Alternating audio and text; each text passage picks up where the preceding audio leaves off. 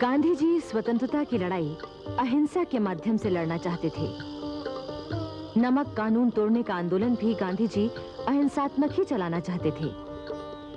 ये एक ऐसा प्रयोग था जिस पर सारी दुनिया की आंखें लगी थीं। परंतु उस समय देश में क्रांतिकारी दल अनेक हिंसात्मक कार्रवाइयां कर रहा था। गांधी जी ने वायसराय को पत्र लिखकर सूचना भी दे दी थी कि वो 12 मार्च 1930 को साबरमती आश्रम से दांडी के लिए प्रस्थान करेंगे। लेकिन वायसराय ने उन्हें सीधा साधा उत्तर दे दिया कि आप कानून हाथ में न लें। नमक कानून भंग होने से अशांति और अव्यवस्था फैल जाएगी और तब सरकार को कड़े कदम उठाने पड़ेंगे।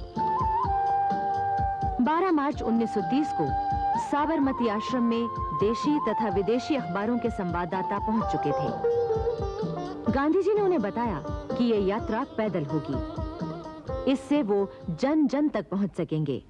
जनता जान सकेगी कि अहिंसा की ताकत क्या है। निहत्था इंसान क्या कुछ नहीं कर सकता अगर उसे अपनी आत्मा की शक्ति पर भरोसा हो। ऐतिहासिक दांडी यात्रा के लिए गांधी जी के साथ 79 सत्याग्रही तैयार थे। गांधी जी ने एक अधो वस्त्र पहना था और कंधों पर ऊपरी वस्त्र डाले हुए थे। उनके पीछे दो की पंक्ति में सत्याग्रही खड़े थे। आश्रमवासियों ने पदयात्रा शुरू होने से पहले सबकी आरती उतारी और उपस्थित जनसमूह ने उनका हार्दिक अभिनंदन किया। दांडी यात्रा आरंभ करने से पूर्व गांधी जी ने उपस्थित लोगों के सामने एक छोटा सा किंतु महत्वपूर्ण भाषण दिया। उन्होंने कहा, यदि स्वराज न मिला तो या तो रास्ते में मैं मर जाऊंगा या आश्रम के बाहर रहूंगा। यदि नमक कर न उठा सका तो आश्रम लौटने का भी इरादा नहीं है। उन्होंने ये भी कहा कि जब तक वो दांडी न पहुंच जाएं, तब तक सत्याग्रह शुरू न किया जाए। साबरमती आश्रम से दांडी के लिए जब ये जुलूस चला तो चारों ओर जय जयकार से आकाश गूंज उठा। अहमदाबाद में इतना बड़ा जुलूस पहले कभी नहीं निकला था। सारा नगर इसमें शामिल हो गया था। जुलूस 2 मील लंबा था। जो सड़कों पर खड़े होने की जगह नहीं पा सके थे, वो पेड़ों पर, घरों की छतों पर चढ़ गए थे। 24 दिन तक लगातार ये पद यात्रा चलती रही। रास्ते में जितने भी पड़ाव आए, वहां गांधी जी ने भाषण दिए। उनका भाषण सुनने के लिए हजारों की भीड़ एकत्र हो जाती थी। यात्रा के दौरान जंबूसर में जवाहरलाल नेहरू और मोतीलाल नेहरू ने गांधी जी से मुलाकात की और आगे का कार्यक्रम तय किया, क्योंकि यह तय था कि कानून तोड़ने के बाद सभी नेताओं को गिरफ्तार किया जाएगा। देश भर के बड़े नेता इसी तैयारी में जुटे थे कि उनके जेल जाने के बाद सत्याग्रह को कैसे जारी रखा जाएगा। पंडित नेहरू ने आत्मकथा में लिखा है कि जंबूसर में मुलाकात के बाद गांधी जी अपने दल के साथ दांडी यात्रा के दूसरे पड़ाव के लिए पैदल चल पड़े। वो हाथ में लाठी लिए हुए अपने अनुयायियों के आगे आगे जा रहे थे। उनके कदम मजबूत थे और चेहरे पर शांति तथा निर्भयता छिटकी पड़ती थी। वो एक दिल हिला देने वाला दृश्य था। 5 अप्रैल 1930 को गांधी जी दांडी पहुंच गए। वहां सरोजनी नायडू आदि देशभक्तों ने उनका स्वागत किया। ये निश्चय किया गया कि 6 अप्रैल को समुद्र तट पर जाकर नमक कानून तोड़ेंगे। 6 अप्रैल की तिथि इसलिए भी रखी गई कि उसी दिन से राष्ट्रीय सप्ताह भी शुरू होता था। ये राष्ट्रीय सप्ताह जलियांवाला बाग की स्मृति में मनाया जाता था। 5 अप्रैल को रात भर सत्याग्रहियों ने प्रार्थना की। 6 अप्रैल की सुबह सब लोग गांधी जी के साथ समुद्र में नहाकर समुद्र तट पर आए। गांधी जी ने सागर की लहरों द्वारा छोड़ा हुआ नमक उठाया। इस प्रकार गांधी जी ने ब्रिटिश सरकार के उस कानून को तोड़ दिया जिसके अनुसार सरकारी ठेके के अलावा उठाया हुआ नमक रखना गैर कानूनी था। इसके बाद तो सभी लोग नमक लेने के लिए बढ़ चले। पुलिस वहां पहले से ही मौजूद थी। उसने तुरंत लोगों को गिरफ्तार करना शुरू कर दिया, किंतु गांधी जी को गिरफ्तार नहीं किया गया। उधर 6 अप्रैल को ही देश भर में अनेक स्थानों पर नमक कानून तोड़ा गया। उत्तर प्रदेश, बंगाल, बंबई, दिल्ली, बिहार में पुलिस ने आंदोलनकारियों को पीटा। कराची, पेशावर और मद्रास में तो गोली भी चलाई गई। देश के अन्य भागों में नमक सत्याग्रह जितनी तेजी से शुरू हुआ, उसके बारे में नेहरू जी का ये वाक्य अत्यंत महत्वपूर्ण है। ऐसा मालूम हुआ कि जैसे कोई बटन दबा दिया गया और अचानक सारे देश में, शहरों में, गांव में जिधर देखो रोज नमक बनाने की ही धूम मच गई। नमक सत्याग्रह के सिलसिले में जवाहरलाल नेहरू, वल्लभ भाई पटेल आदि अनेक बड़े नेता भी गिरफ्तार करके जेल में डाल दिए गए, किंतु गांधी जी को फिर भी गिरफ्तार नहीं किया गया। अब गांधी जी ने दूसरा कार्यक्रम बनाया। गुजरात में धरसना में सरकारी नमक का गोदाम था। गांधी जी ने तय किया कि इस गोदाम पर धावा बोलकर सरकारी नमक पर कब्जा कर लिया जाए, किंतु यह धावा अहिंसात्मक था। गांधी जी ने इसकी सूचना भी वायसराय को दे दी थी। ब्रिटिश सरकार को लगा कि अब स्थिति बिगड़ सकती है। 4 मई की रात गांधी जी सूरत जिले के कराड़ी शिविर में सो रहे थे। रात के 1:15 बजे सूरत के अंग्रेज जिला मजिस्ट्रेट ने 30 बंदूकधारी और 2 अफसरों के साथ कराड़ी शिविर को घेर लिया। वो गांधी जी को गिरफ्तार करने आए थे। गांधी जी को जगा दिया गया। जिला मजिस्ट्रेट ने गांधी जी के कहने पर गिरफ्तारी का आदेश पढ़कर सुनाया। चूंकि governor general in council Mohandas Karamchand Gandhi की कार्रवाइयों को खतरनाक मानता है, इसलिए वो आदेश देता है कि उक्त मोहनदास करमचंद गांधी को 1827 रेगुलेशन 35 के तहत प्रतिबंध में रखा जाए और जब तक सरकार चाहे तब तक वो कैद में रहे। उसे तुरंत यरवदा जेल पहुंचाया जाए। गिरफ्तारी से पहले गांधी जी ने एक वक्तव्य जारी किया। उसमें कहा गया था, नमक कानून तो भंग हो चुका है। अब प्रत्येक व्यक्ति जो मुकदमे का खतरा उठा सकता हो, चाहे जहां नमक बनाने के लिए स्वतंत्र है। गांधी जी की गिरफ्तारी से नमक आंदोलन और भी जोर से भड़क उठा। भारत भर में हड़ताल हुई, बाजार और व्यापार बंद हो गए। गांधी जी के बाद धरसना पर धावा बोलने के लिए वृद्ध नेता अब्बास तैयब जी चुने गए।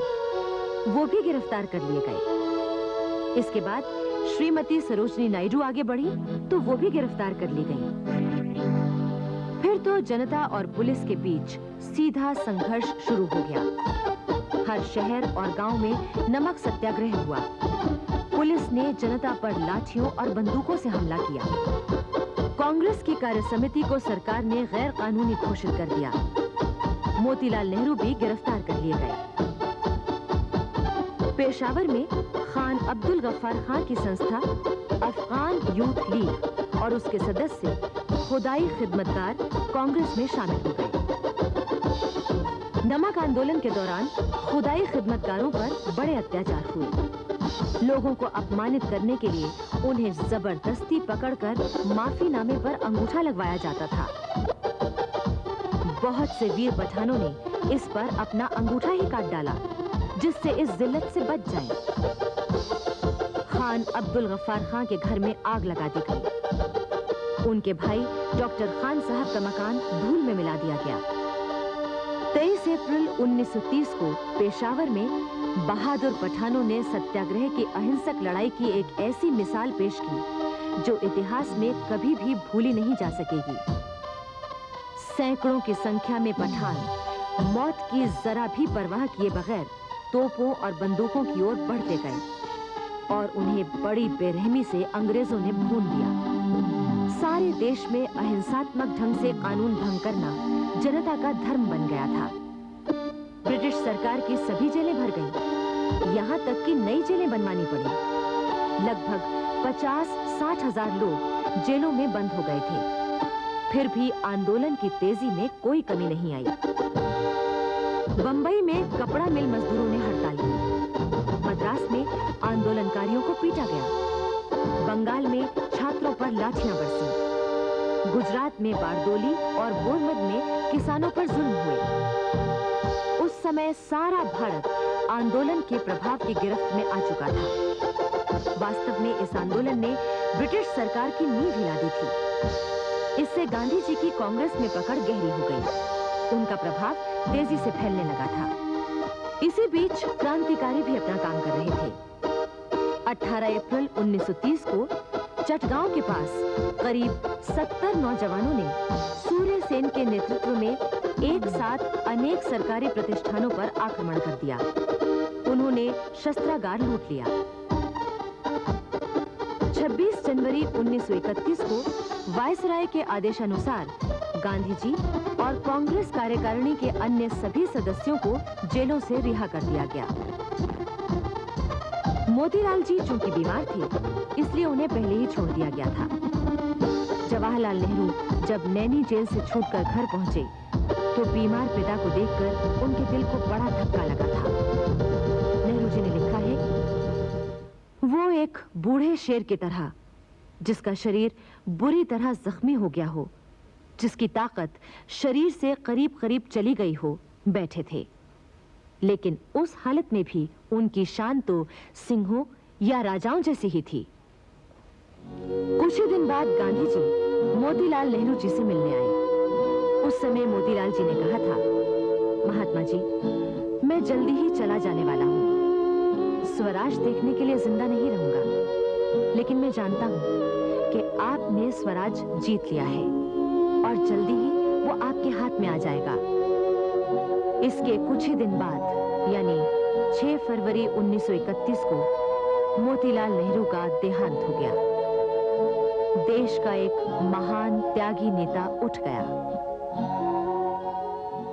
देश की राजनीति में उस समय नया मोड़ आया जब महात्मा गांधी और वायसराय लॉर्ड इरविन के बीच बातचीत हुई और कई महत्वपूर्ण मुद्दों पर समझौता हो गया। इनमें कुछ प्रमुख बातें थीं। सविनय अवज्ञा आंदोलन वापस लेना, गोलमेज कॉन्फ्रेंस में वैधानिक सरकार की स्थापना पर विचार, शराब और विलायती कपड़ों की दुकानों पर धरना कानूनी हद के अंदर रहेगा, सविनय अवज्ञा आंदोलन के दौरान पकड़े गए लोग रिहा किए जाएंगे, उन पर से मुकदमे उठा लिए जाएंगे, जुर्माने माफ होंगे, गरीब लोग अपने उपयोग के लिए नमक बना सकेंगे आदि। इस समझौते पर डॉक्टर राजेंद्र प्रसाद ने कहा था, गांधी इरविन समझौता इस माने में बहुत महत्वपूर्ण है कि ब्रिटिश सरकार ने पहली बार जनता की प्रतिनिधि संस्था से समझौते की बातचीत के लिए प्रयत्न किया है। उधर लाहौर हत्याकांड के सिलसिले में गिरफ्तार भगत सिंह, सुखदेव और राजगुरु पर मुकदमा चल रहा था। इसके 2 दिन बाद यानी 25 मार्च को कानपुर के प्रसिद्ध पत्रकार और हिंदू मुस्लिम एकता के अनन्य उपासक गणेश शंकर विद्यार्थी की हत्या का समाचार आया।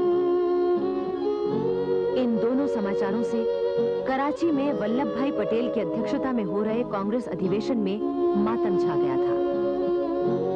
कांग्रेस के इसी अधिवेशन में गांधी इरविन समझौते को अनुमोदित किया गया था।